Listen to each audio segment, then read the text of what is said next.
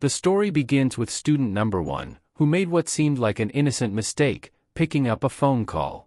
To most people, answering a call is nothing out of the ordinary, but to 5 insecure bullies, it became the justification for unimaginable cruelty. The caller was a boy from her class, and whether the call was random or orchestrated remains unclear. Regardless, student 1 answered, setting off a chain of events that would change her life forever. Before long, these 5 girls cornered her, dragged her out of her home, and began hitting her with flip-flops, demanding answers about why she dared to answer the call. They forced her into a karaoke room, turned up the music, and started assaulting her with a microphone. Punches rained down on her until she was covered in her own blood. Thankfully, student 1 did the right thing and went straight to the police. But the police failed her. They did nothing, leaving her feeling even more vulnerable. When the bullies found out she had gone to the authorities, they decided to teach her a lesson. One day, she met up with what she thought was a close friend for burgers and movies. Instead, her friend had been coerced into setting her up. The bullies appeared, dragged her into an alley, and began beating her again.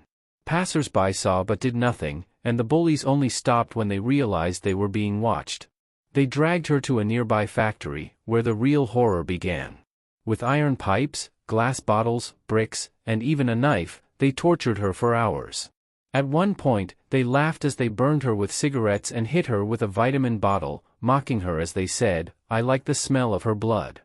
She passed out from the pain, but they continued anyway, thinking they were getting away with their cruel revenge. Unbeknownst to them, the entire assault was captured by CCTV cameras near the factory. The footage revealed the brutality they had inflicted upon her, yet justice remained elusive. Student 1 survived the ordeal, but the scars, both physical and emotional, would stay with her for the rest of her life. She eventually found some peace, though the memory of that day haunted her every move. Even simple acts, like visiting a hairdresser, became a source of panic because of the trauma associated with heat tools. Her story, like many others, inspired the popular Netflix drama The Glory. The show follows a woman named Moon Dong-eun, who dedicates her life to revenge after enduring years of relentless bullying in high school. Her tormentors, a group of wealthy students, left her permanently scarred, both physically and emotionally. Like student 1, Moon's journey is one of resilience, anger, and ultimately, vengeance.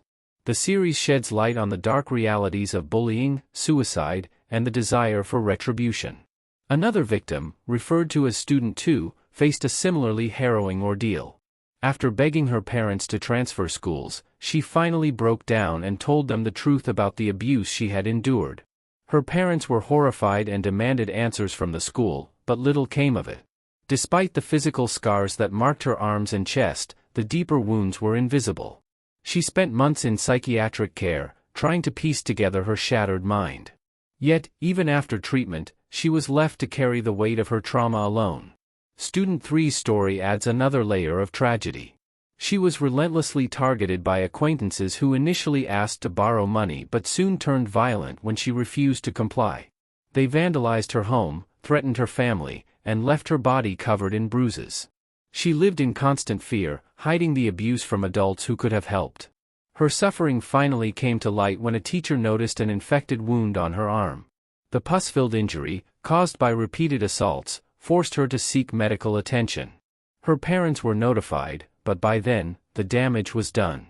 In another case, a young man known as Student 4 was invited to celebrate his birthday by a group of acquaintances. What seemed like a friendly gesture turned into a nightmare when they lured him into a trap. They lit him on fire, leaving him with severe burns that required skin grafts and reconstructive surgery. Though they settled financially, the perpetrators walked away with probation, leaving Student 4 burdened not only by his injuries but also by massive medical bills. The injustice sparked outrage, with many questioning how such crimes could result in such lenient punishments. The final chapter of these stories belongs to Student 9, whose trauma festered over the years. Bullied mercilessly throughout middle school, he grew up harboring deep resentment. By the time he reached adulthood, his anger had transformed into a meticulous plan for revenge. He invited his former classmates and teachers to a reunion, intending to poison them with arsenic-laced beer and homemade bombs. His mother discovered his plot just in time and reported him to the authorities. Arrested before he could carry out his plan, Student 9 was sentenced to prison, adding yet another tragic layer to the cycle of violence.